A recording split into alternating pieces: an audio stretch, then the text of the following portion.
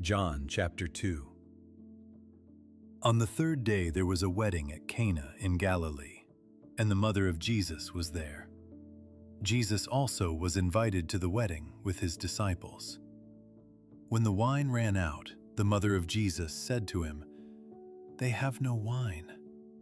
And Jesus said to her, "Woman, what does this have to do with me? My hour has not yet come." His mother said to the servants, "Do whatever he tells you." Now there were 6 stone water jars there for the Jewish rites of purification, each holding 20 or 30 gallons. Jesus said to the servants, "Fill the jars with water." And they filled them up to the brim.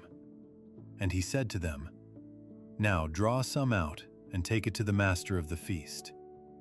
So they took it. When the master of the feast tasted the water now become wine and did not know where it came from, though the servants who had drawn the water knew, the master of the feast called the bridegroom and said to him, "Everyone serves the good wine first, and when people have drunk freely, then the poor wine. But you have kept the good wine until now."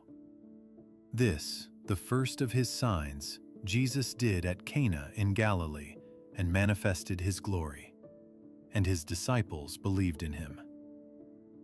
After this, he went down to Capernaum with his mother and his brothers and his disciples, and they stayed there for a few days.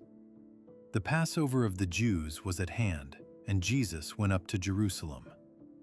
In the temple, he found those who were selling oxen and sheep and pigeons, and the money changers sitting there.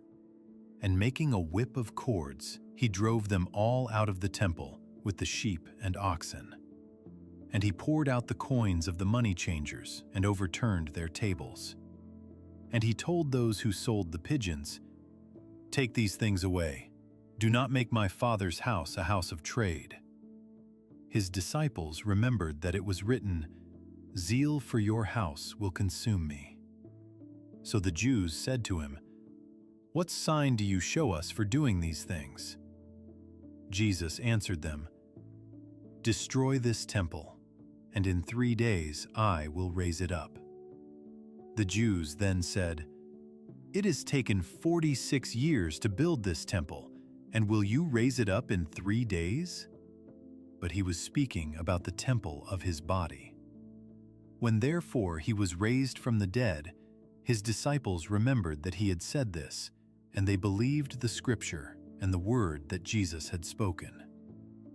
Now when he was in Jerusalem at the Passover feast, many believed in his name when they saw the signs that he was doing.